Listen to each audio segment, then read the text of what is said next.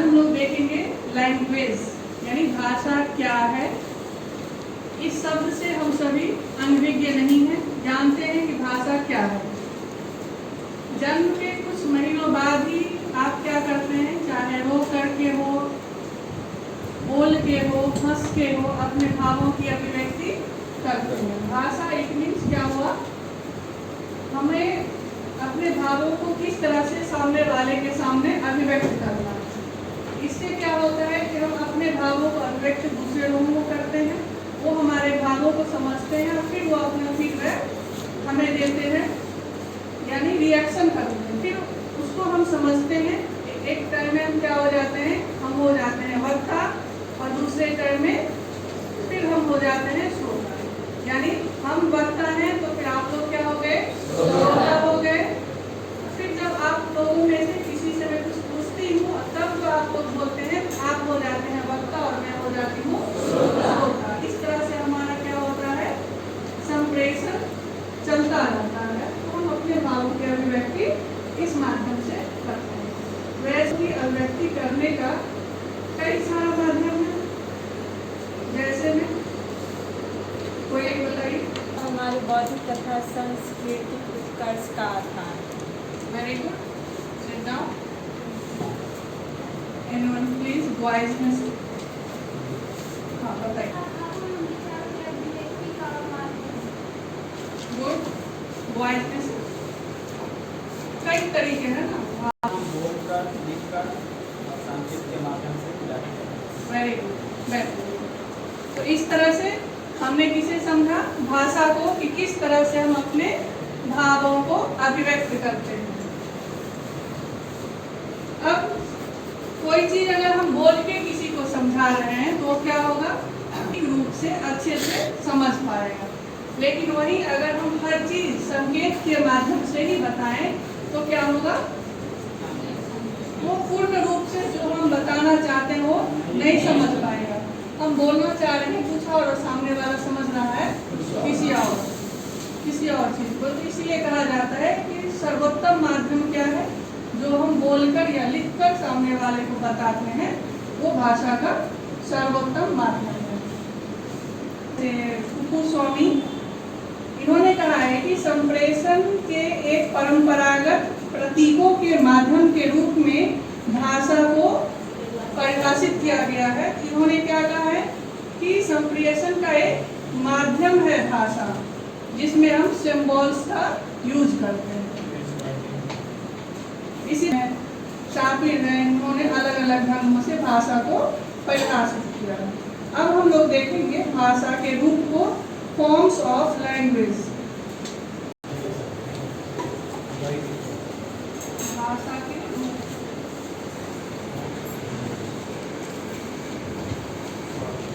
है कि भौगोलिक या क्षेत्रीयता के आधार पर ही भाषा के अलग रूप होते हैं। जैसे कोई एक बोलिए।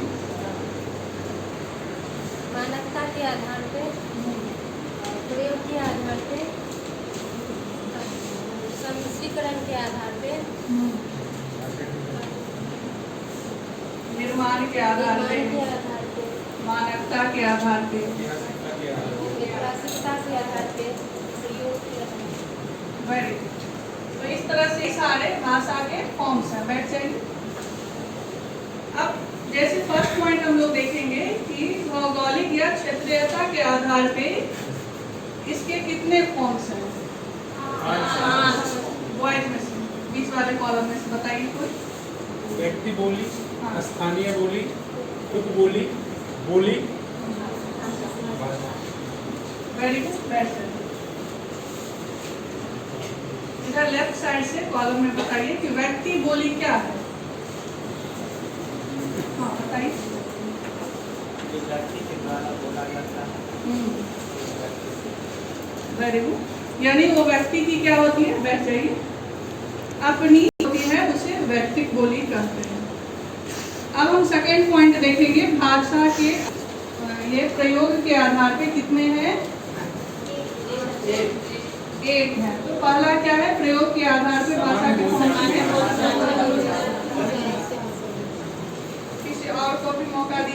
बोलने का। सामान्य बोलचाल की भाषा,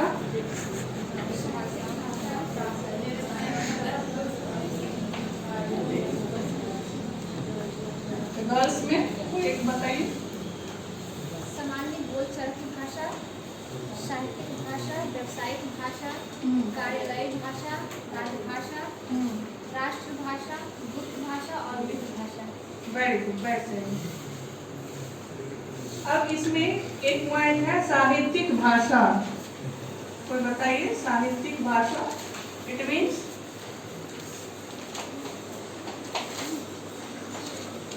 नाम से ही स्पष्ट है कि जिसमें साहित्यों की रचना की जाती है उसे क्या कहते हैं?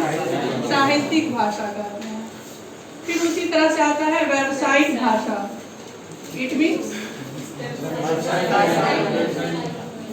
किसी व्यवसाय में अगर उस भाषा का खास रूप से प्रयोग किया जाता है तो वो क्या हो जाएगा? व्यावसायिक भाषा हो जाएगी। जैसे डॉक्टर की क्या है, कुछ अपनी कोड भाषाएं हैं, वो जो मेडिकल पढ़ेगा उसे ही पता होगा। उसी तरह से आर्मी में क्या होता है, उसका अपना कोड भाषा होता है। गुप्त भाषा एक आता है। गुप्त भाषा किसे कहते हैं?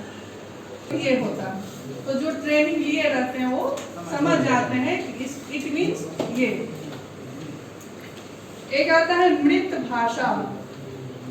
मृत भाषा इट मीन्स बोलचाल की भाषा जो प्राचीन काल में प्रचलन में हो लेकिन अभी जो है तो प्रचलन में नहीं। हाँ, मृत भाषा कहते वेरी गुड। जैसे कि पाली, ग्रीक हो गया, लैटिन हो गया, यानी वो बैठ जाइए। प्राचीन काल में, मध्यकाल में इसका चलन था लेकिन वर्तमान समय में अभी नहीं है। निर्माण के आधार पे जैसे सहज भाषा है, कृत्रिम भाषा है, तो सहज इट मीन्स आसानी से हम बोल सकते हैं। वो क्या हो जाती है, हमारी मातृभाषा होती है तो स्टार्टिंग से ही हम सुन के बार बार प्रैक्टिस करके बोल लेते हैं। और हिंदी अंग्रेजी भी अगर हम कोशिश करें तो वो हमारी सहज भाषा हो सकती है। कई पॉइंट्स हैं जैसे मानक भाषा है, मानकेतर भाषा है और मानक भाषा। फिर आता है कार्य के आधार पे संपूरक भाषा, परिपूरक भाषा, सहायक भाषा और समतुल्य भाषा।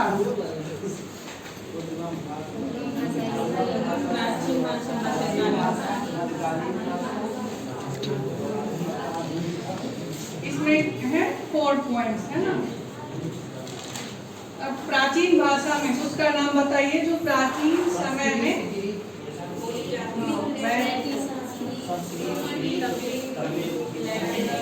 Very good. ये सब क्या थे? प्राचीन काल के भाषा थे। फिर मध्यकाल में कौन सा कहा जाता है? पाली, प्राकृत और अपभ्रंश। और वर्तमान समय में आधुनिक भाषा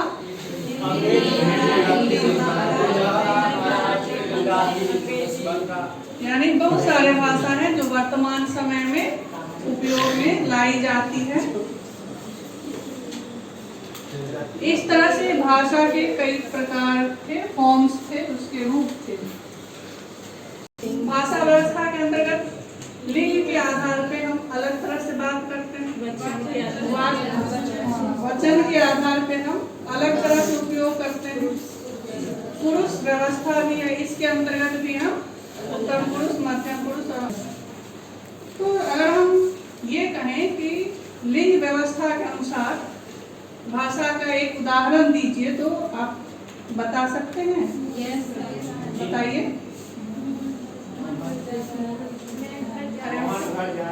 हाँ, ये क्या हो गया? एक पार्टिकुलर जेंडर की ओर इशारा कर रहा है। बैठ जाइए। उसी तरह से फीमेल में हाँ ETC कुछ भी बोल सकते हैं। तो ये क्या है? एक जेंडर को इंडिकेट कर रहा है, आइडेंटिफाई कर रहा है। नेक्स्ट है वचन व्यवस्था। इसके अंतर्गत क्या सब आ जाएगा?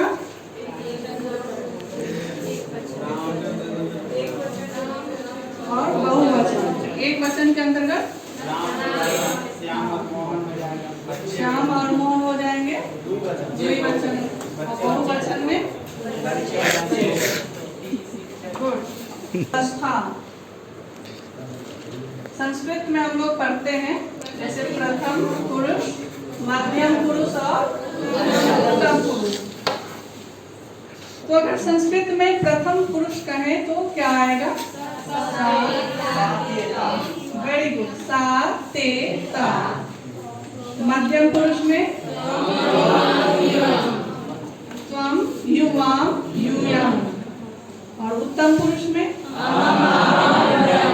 अहम आवाम वयम।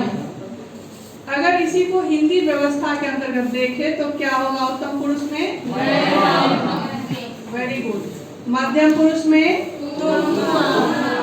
तू तुम आप, और अन्य पुरुष में वेरी गुड।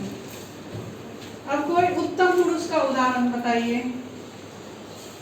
उत्तम पुरुष हिंदी में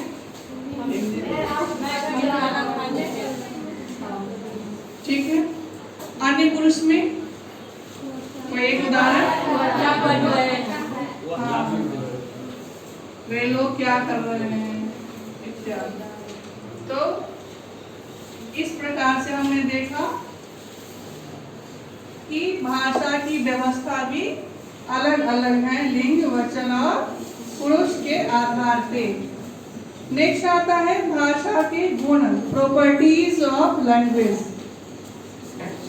मुझे लगता है कि आप लोग पढ़ के आए हैं, रिवीजन क्लास अच्छा हो रहा है। अब भाषा के गुण नहीं है क्योंकि इसे अर्जन कर सकते हैं। ये पैतृक रूप से हस्तांतरित नहीं होती है, इसके लिए हमें मेहनत करना पड़ता है, सीखना पड़ता है। इसीलिए कहा गया है कि भाषा पैतृक संपत्ति नहीं है। नेक्स्ट क्या है? ये परंपरागत है क्योंकि भाषा अभी से नहीं शुरू हुई है, हजारों वर्ष पुराने अगर इतिहास को भी आप खंगाले तो वहाँ भी वो किसी न किसी तरह से अपने भावों की अभिव्यक्ति करते थे, भले ही संकेत के माध्यम से। भले ही वो दस्तावेज लिखित हमारे पास नहीं है या कुछ है भी तो उसे नहीं पढ़ पाया गया है, लेकिन वो किसी न किसी रूप से अपने भावों की अभिव्यक्ति करते थे। नेक्स्ट है भाषा का कोई अंतिम स्वरूप नहीं होता। ये नहीं है कि यहाँ फुल स्टॉप लग गया, इससे आगे भाषा में कुछ नहीं है। ये जो रिसर्च होते रहते हैं त्यों क्या होता है, नई नई चीजें आती रहती है और इस तरह से परिवर्तन होता रहता है। वैसे भी कहा जाता है परिवर्तन क्या है? प्रकृति का एक नियम है। अगर आप भी परिवर्तनशील हैं, यानी जब जैसा समय है उस हिसाब से आप अपने आप में परिवर्तन करते हैं, सीखते हैं, एडजस्टमेंट करते हैं, तो आप बहुत आगे बढ़ेंगे। नेक्स्ट है भाषा का जन्म कहाँ हुआ है? समाज में ही हुआ है। क्यों? क्योंकि समाज के लोग ही भाषा को लिखित रूप से संरक्षित रखते हैं। पशु पक्षी पेड़ पौधे भी भावों की अभिव्यक्ति करते हैं, लेकिन वो भाषा को संरक्षित नहीं कर पाए हैं, उसका कोई लिखित दस्तावेज नहीं है। लेकिन हमारे पास क्या है? ये ईश्वरीय देन है कि हम लोग कुछ भी करते हैं उसको दस्तावेज के रूप में सुरक्षित रखते हैं और आने वाली पीढ़ी को सौंपते हैं। फिर कहता है कि भाषा अर्जित संपत्ति है क्योंकि हम इसका अर्जन करते हैं, ये स्वतः ही हमें नहीं मिलती है। नेक्स्ट है कि भाषा अनुकरणशील होता है, हम अनुकरण के द्वारा भाषा को सीखते हैं। कभी क्या होता है, किसी भी लैंग्वेज में कोई व्यक्ति बोल रहा है तो कुछ चीजें आप सुन के सीख लेंगे, भले ही उसका मतलब ना समझ पाए। फिर जब आप अध्ययन करेंगे या उनसे पूछेंगे तो आपको पता चलेगा कि इसका मतलब क्या होता है। तो आप अनुकरण के माध्यम से भी सीखते हैं। जैसे छोटे बच्चे ही हैं तो वो क्या करते हैं, स्टार्टिंग में टूटी फूटी बोलते हैं, फिर उनके जो पेरेंट्स रहते हैं वो क्या करते हैं, उन्हें सुधार कराते हुए आगे बढ़ाते हैं, उन्हें बताते हैं कि इस तरह से बोलिए। वो बार बार क्या कर रहा है, अनुकरण कर रहा है, सुन रहा है और फिर बोल रहा है, सुन रहा है फिर बोल रहा है। इट मीन्स अनुकरण के माध्यम से वो सीख रहा है। भाषा कठिन से सरल की, ये भी क्या एक शिक्षण सूत्र है, कठिन से सरल की ओर। स्टार्टिंग में सबको याद होगा कि जब आप एक अ लिखते होंगे तो हाथ मुड़ता नहीं होगा, कितनी बार हाथ पे मार खाए होंगे, तब एक अ हमने लिखना सीखा होगा। तो इस तरह से क्या है, स्टार्टिंग में बहुत टफ लगता है, फिर आप जो जो लिखना पढ़ना बोलना सीख जाते हैं, फिर वो क्या हो जाता है, इजी हो जाता है। तो इसीलिए इसे शिक्षण सूत्र में भी शामिल किया गया है। एक होता है सरल से कठिन की ओर, दूसरा होता है कठिन से सरल की ओर। अब नेक्स्ट कहता है कि भाषा परिवर्तनशील भी है, क्योंकि जरूरी नहीं है कि एक व्यक्ति ने जो जैसे शब्द का उपयोग किया अब पूरे देश या पूरे विश्व में वैसा ही उपयोग हो, उसी तरह से बोले लोग। तो ये जरूरी नहीं होता, क्षेत्र विशेष के हिसाब से भी क्या होता है, शब्दों का उच्चारण, कुछ शब्दों का अर्थ भी अलग अलग हो जाता है। तो इस तरह से हम कहते हैं कि भाषा क्या है,